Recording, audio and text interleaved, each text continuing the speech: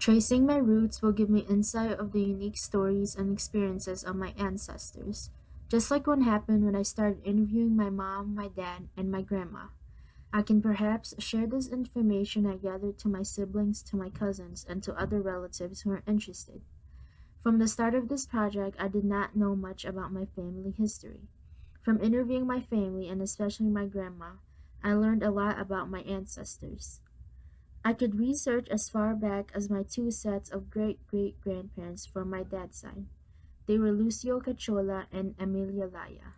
They were born in the Philippines when it was still under Spanish rule. They had five children, and one of them was to become my great grandfather, Mauro Cachola. He served in the Philippine Army, fighting side by side with the American soldiers against the Japanese in World War II. During World War II, the Japanese were affected by the Europeans. Soon, Japan was an ally of Germany and Italy. These three countries were known as the Axis Alliance. Tension then started between Japan and the United States because the US extended its land lease program in China. The program meant China could buy supplies from the US to protect them from the Japanese. In October 1941, the Japanese government decided to go to war with the United States. On December 7, 1941, the Japanese attacked Pearl Harbor. Japan's plan was to conquer new territory in Southeast Asia, including the Philippines. 10 hours later of the Pearl Harbor attack, the Japanese attacked the Philippines, and this is where my great-grandfather Mauro comes in. General Douglas MacArthur, who was the field marshal in the Philippines at that time. They held off the Japanese for 3 months, but the Japanese were too strong. MacArthur left the Philippines in March 1942 as the Japanese were closing in, but he promised to come back with his famous words, "I shall return."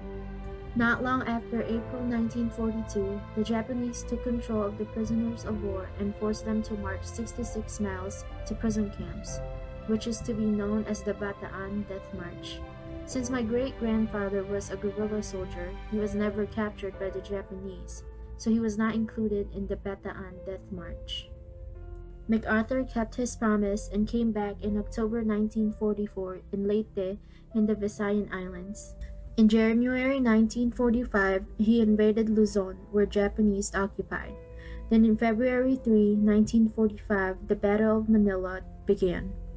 Manila was officially liberated in March 4, 1945. In August 6, 1945, the U.S. dropped the atomic bomb on Hiroshima, Japan, followed by another atomic bomb in Nagasaki in August 9. Finally, the Japanese officially surrendered in September 2, 1945. Mauro and Loreto had a daughter, Lolita Rojas, who was to become my grandma. She was born in Camp Silang, Vigan, Ilocosur in September 2, 1941. This was where my great-grandpa was assigned. She was barely 3 months old when the World War II broke out. In this interview, my grandma would talk about her childhood and how her life was when her dad Mauro was part of the army.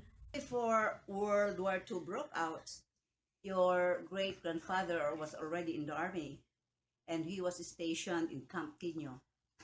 After 2 years, he was transferred to Camp Silang, Vigan, Ilocos Sur, where I was born on September 2, 1941.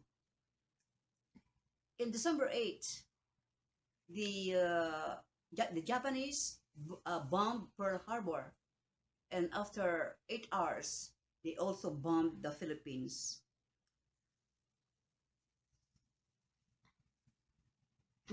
Your great grandfather transferred his family to the house of your great great grandparents in Agoolanyon, and my dad joined the United States Armed Forces for the Far East, who fought the Japanese alongside the Americans. In 1946, my dad was again transferred to Camp Murphy, and 2 years later, he would be transferred to Camp McKinley. He would leave his family behind in the previous camp, and we would only see him on weekends when he came home. The setup was like that until the three children graduated from college. Then, after several years, he was again transferred to another province in Luzon until his retirement in 1965. Life really is very difficult for to have a military man as your father. The family would be uprooted every time he would be transferred to another camp. And if transferring was no is no longer possible, then the family would stay behind. He would miss important occasions like birthdays and graduations. It was really very good that your great grandmother or my mom was a strong woman and she was able to bring up the children properly. And all three finished their college degrees. My other great grandparents were Mercedes Serenas and Benigno Rojas. They got married and had two sons, Venustiano Rojas and Renato Rojas. My grandpa Venustiano Sr. graduated valedictorian from elementary and again in high school. He was sent as the Filipino delegate in the International Forum in New York in 1954. He finished his Bachelor of Laws at the University of the Philippines. He was a litigant lawyer. He was able to put up a four-story building where he put up his own law office, with his two sons who are also lawyers. He was elected mayor in 1972. He was town mayor for 8 years, from 1972 to 1980. My grandpa Venustiano Rojas and grandma Lolita Rojas got married in 1965. They have 5 children, all boys. One of them is my dad, Venustiano Rojas Jr. My dad met my mom, Marisol Morona, when they were in college. They have 3 children, Luis, myself, and Victor. 3 years after graduating from College of Nursing, they decided to get married. They settled at Kandy, Bulacan.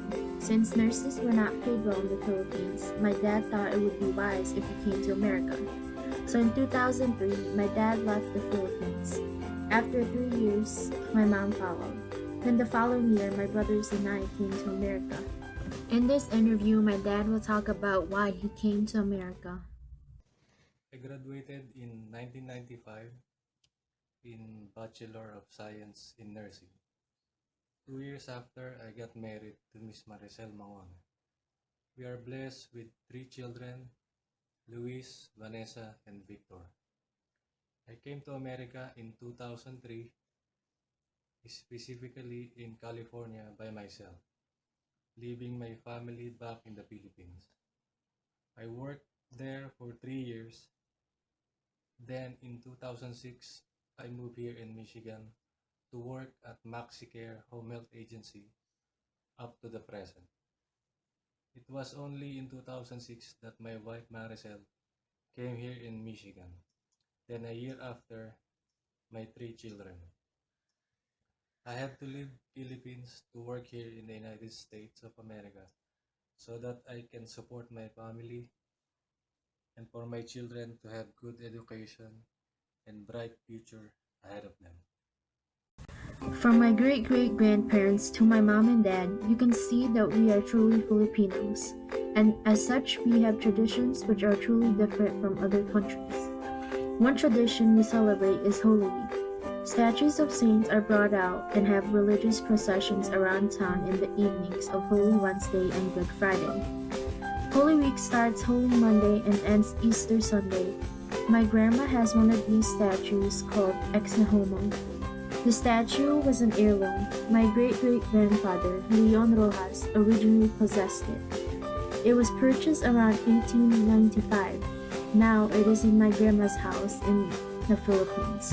Now I am going to show you a video on how they get ready for these processions.